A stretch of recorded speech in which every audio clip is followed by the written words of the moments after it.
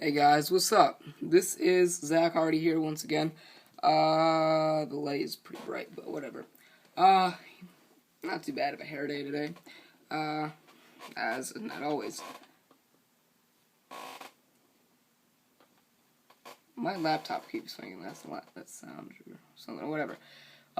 Anyways, let's kind of kick off our Raw review by saying this was held in the XL Center in my hometown, Hartford, Connecticut, and I couldn't have scripted it better. I think this was a great way to put, this show on, in Hartford.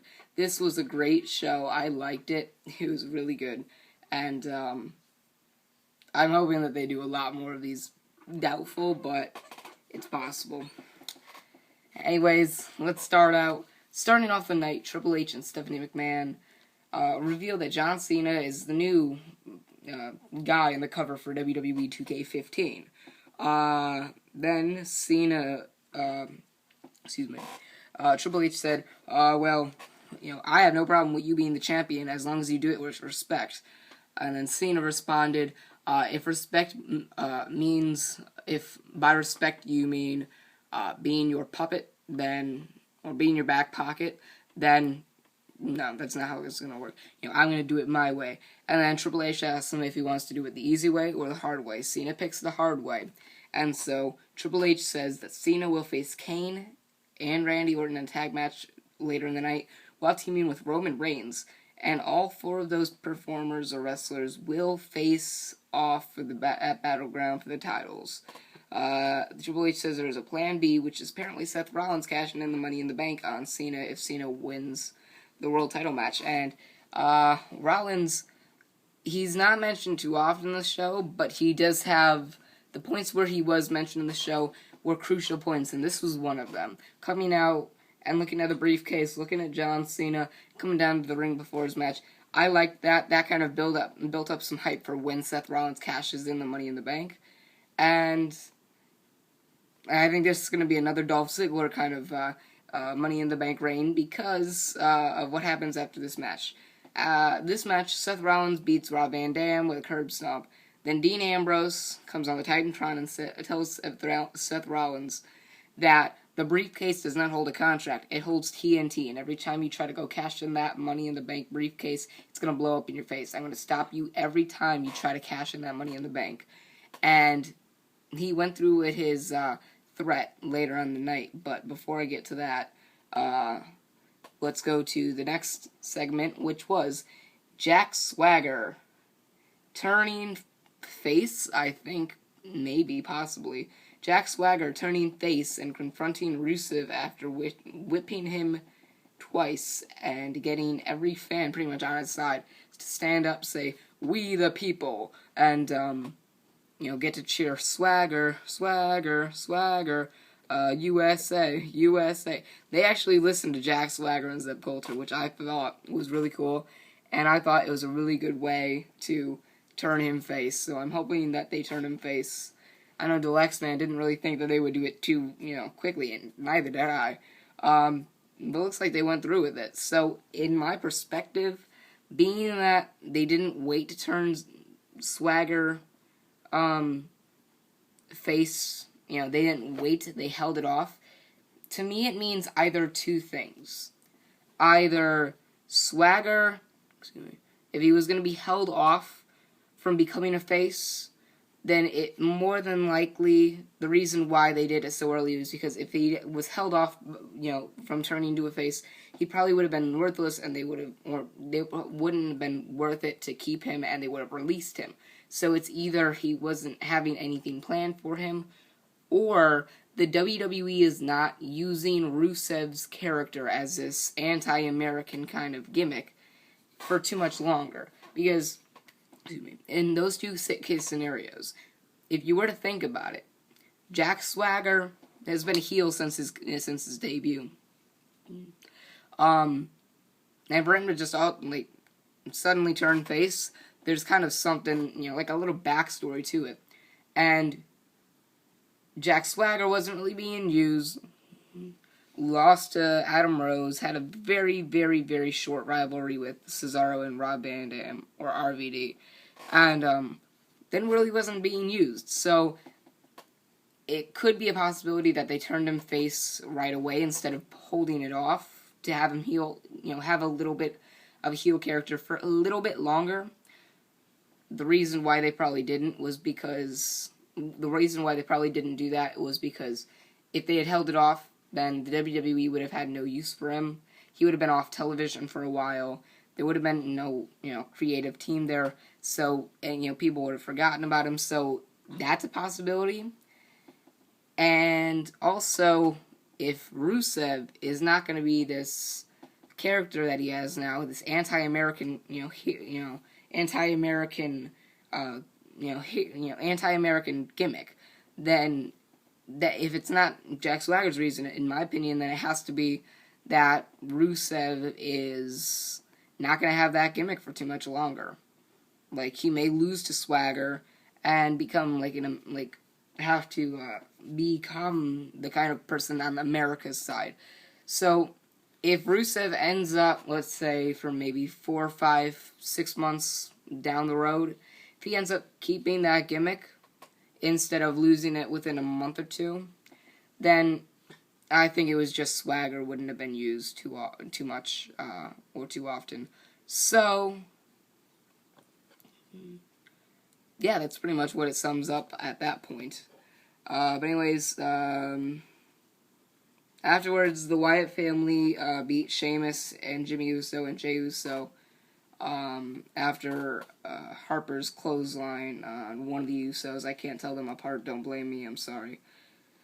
The second hour opens up with Bo Dallas talking about Daniel Bryan and Bad News Barrett and their injury, and offers a moment of silence, or 60 seconds of silence, and gets down on one knee and does this T-bow, pose, and just stays there for 60 minutes until he says, just Bo, leave, or something about that.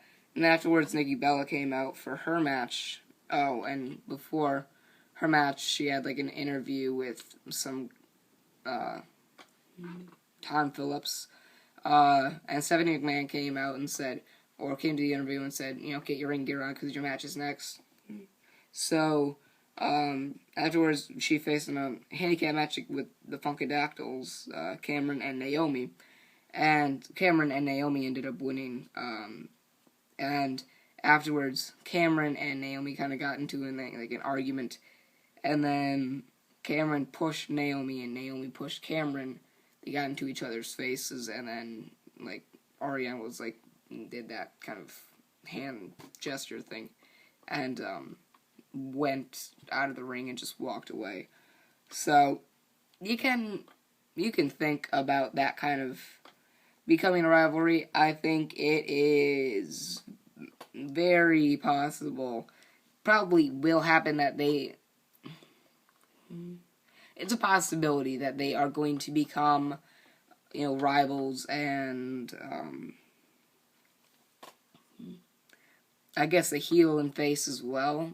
I mean, the WWE sadly does not use their female competitors to what they can have, or what they can be.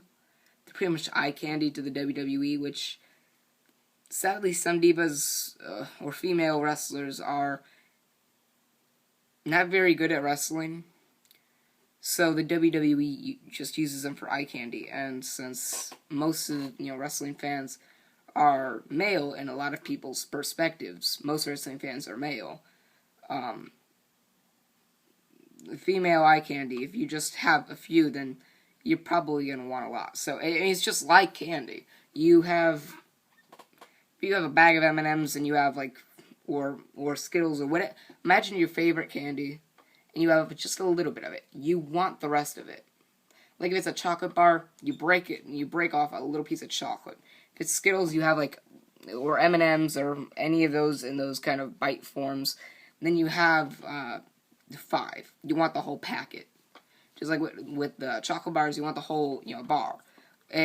It's they have a few who can't wrestle, so they use them as eye candy. So they might as well use them all as eye candy because that's what guys would want. So, and that is technically true. So, anyways, afterwards, medical update on Bad News Barrett. He suffered a separated shoulder, so he'll be out for a few months. So that means the Intercontinental title was vacated, and it said that there was a battle royal at Battleground to crown the new Intercontinental champ. And afterwards, Kofi beat Cesaro, or Kofi Kingston beat Cesaro, or Kofi Kingston beat Antonio Cesaro. And they didn't come back to the match, so he ended up winning over the WWE app. The WWE app, which is something that you almost never see. It's very rare. But he won, during a commercial break, which is something that hasn't really happened for a long time. So, yeah, that was the first in a while.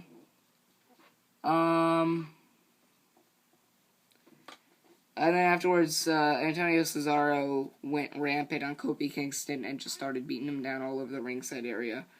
Knocked Michael Cole down as well.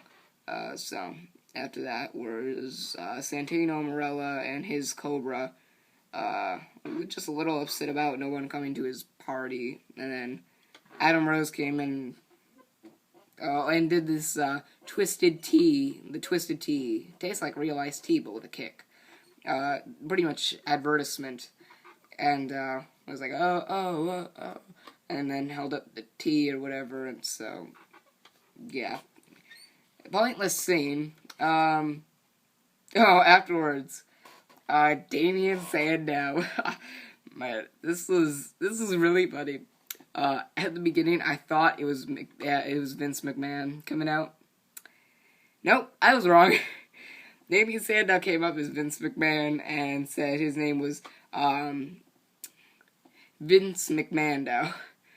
And it was really funny to see his how he held this gimmick for the night. And I think it was used because they were in Hartford, Connecticut, and because WWE is located in Hartford, Connecticut.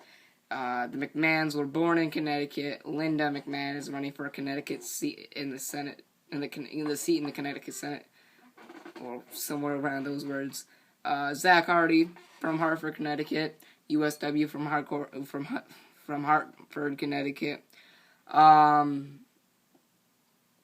SWL from Hartford, Connecticut.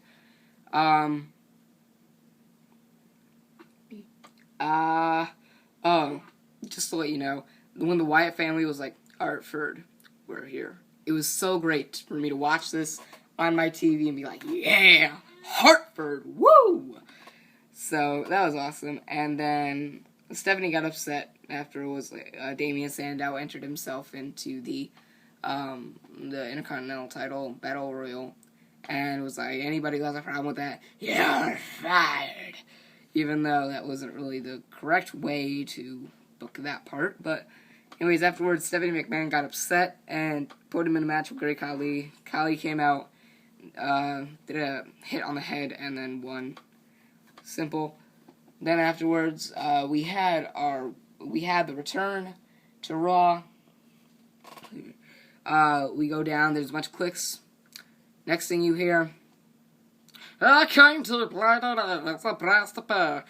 So you hear the Miz's song come up, and not as many people cheering as you would have expected, or as the WWE, I guess, would have hoped for.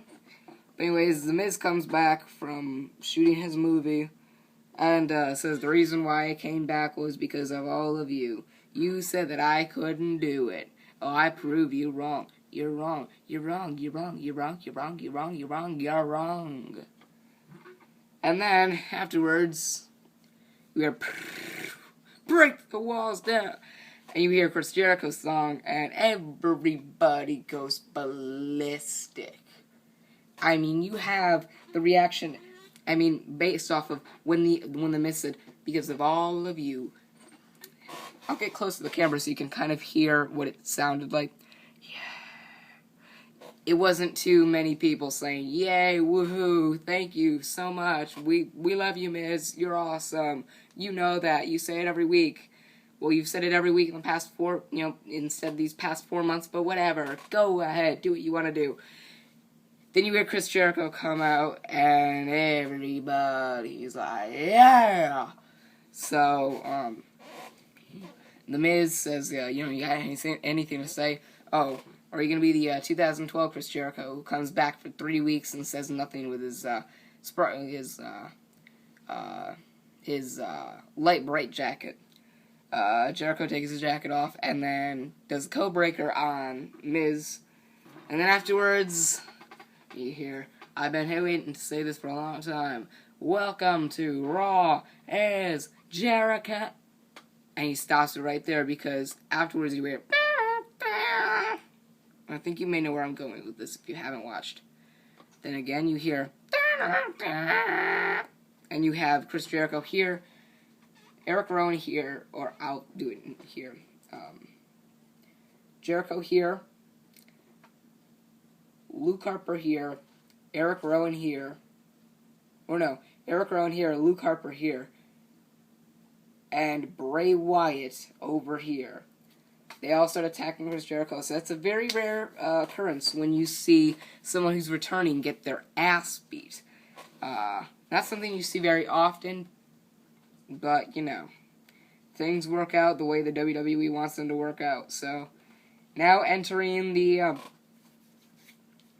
third hour, Dolph Ziggler beats Fandango after Summer Rae gets in the middle of the match and kisses Dolph Ziggler, and then Dolph Ziggler pretty much does the same, but a lot more extreme than Summer Rae. And pretty much Summer Rae got Fandango jealous, or Fandango jealous, and Dolph Ziggler got the Ziggy Zaggy, whatever it's called, and beat Fandango. Afterwards, Stardust and Goldust beat Axel and Ryback. And then afterwards, Paige comes out for a promo, and surprisingly enough, actually, I didn't really expect it. AJ Lee comes out and pretty much does the same thing that Paige did the night after WrestleMania, and ends up becoming your new Divas champion. I was very upset about that because there was this Instagram post that I commented because everybody was like, "Cena, yay Cena, Team Cena." I was like, alright, I'm not telling you to dislike Cena. I'm not telling you to hate him. I'm not telling you to, like somebody else.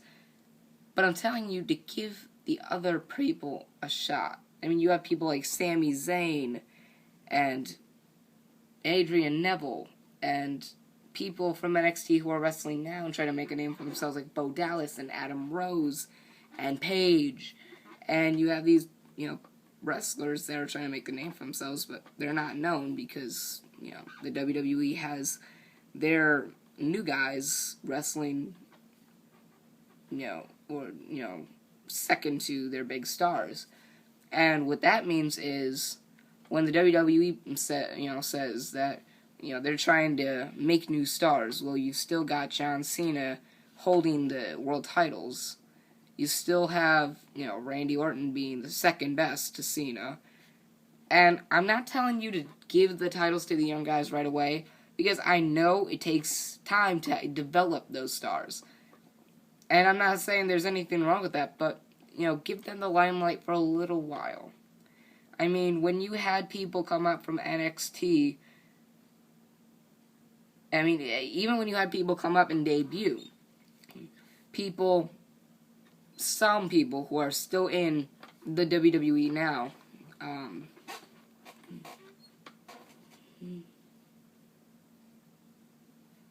there are quite a few. I can't remember now, but I'll talk about it later. But then you have other people who started and developed and won the titles, similar to The Miz. Chris Jericho was one of them. John Morrison was another one of them. Who else won the titles? Paige won the, oh no, that's a newbie one. John Cena when he won the US Championship. I want to say Stone Cold Steve Austin, but I'm not completely sure. Jeff Hardy when he won the WWE Championship and the World Heavyweight Championship. But at that point, Jeff Hardy was pretty much still in the main event picture for once. So, but anyways, you get my point. You have to have people develop, and you're not doing what you say that you're doing. What you guys say that you're doing is creating new stars. You're not giving them chances. You're just giving them stupid rivalries and giving them, giving others, what have I been using the word? I've been using the words for a while. Free advertisement. Advertisement, that's what you're giving them. You're having new stars do advertisements. You have new stars becoming an undefeated streak and being told by Daniel Bryan to believe. And, that's sad. And you have Paige, who had the title for a while. And then have AJ Lee come back and win the title. I mean, yeah, AJ Lee is still young, but still, it doesn't really make a difference. Paige was actually developing. I mean, back in NXT, she was winning in 3 moves after getting her rear end kicked. And then in WWE, she started developing. And during the beginning of the match, which is, what AJ did at the beginning of the match after WrestleMania, but Paige just started getting aggressive, and it actually looked real. I think she was actually beaten down on AJ. That's why AJ went down to the ground. She was in those, she's flexible, but she was in those kind of hard to stay in kind of positions. But anyways, AJ Lee won. And she's the new Divas champion. So, anyways, the main event, John Cena and Reigns beat Kane and Orton. Reigns and Orton started battling backstage. Then Kane got disqualified and got Cena and Reigns the victory. And then he tombstoned him and the mat. And then Triple H was looking at him. I think he was trying to get a lot of people to think when he was doing this that he was trying to get the doctor. I thought I knew exactly what he was doing. Next thing you hear, you're like, da-da-da-da-da-da-da-da-da-da, and you hear Triple H. I mean, you don't hear Triple H. You see Triple H kind of act like, oh, you're here? Oh, great. So Seth Rollins comes in, tries to cash in the Money in the Bank. I'm glad I at least got to see the Money in the Bank be attempted to be cashed in, because I can't get the pay-per-views. And so I won't be able to see if it gets cashed in until a month after, when the highlights come out, or when the moments come out in high definition on YouTube. Anyways, he comes out, and then Dean Ambrose comes out, fulfills his threat, and takes out Seth Rollins backstage. Pretty much brawled until wherever.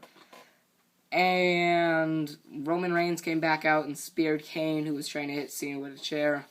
Then Reigns and Triple H had a showdown, and Triple H backed off. So it was a very good Raw. I liked it. Wish I could be there to see it. Couldn't, sadly. Plus, I probably would have gotten ambushed by a lot of people who would have been, trying to just get a bunch of answers out of me. So that's one of the reasons why I didn't go, but, it was a good show. In my perspective, I see Seth Rollins and Dean Ambrose facing off at Battleground, but then having the Authority interfere in the match. And so the real match wouldn't be held until SummerSlam, where I think Dean Ambrose would face Seth Rollins in a winner gets the Money in the Bank contract. And then I would see Roman Reigns facing Randy Orton in a Falls Count Anywhere match at SummerSlam, and Cena facing Kane for the WWE World Heavyweight Championship in a no disqualification match at SummerSlam. But anyways, it was building some hype, and I enjoyed the show. So, anyway, guys, hope you enjoyed. That was my review on the 30th of June of 2014 Raw review. remember, guys, to like, favorite, and just click the subscribe button. It's not going to hurt you. You guys remember, like, favorite, and that. Zach Hardy, signing off.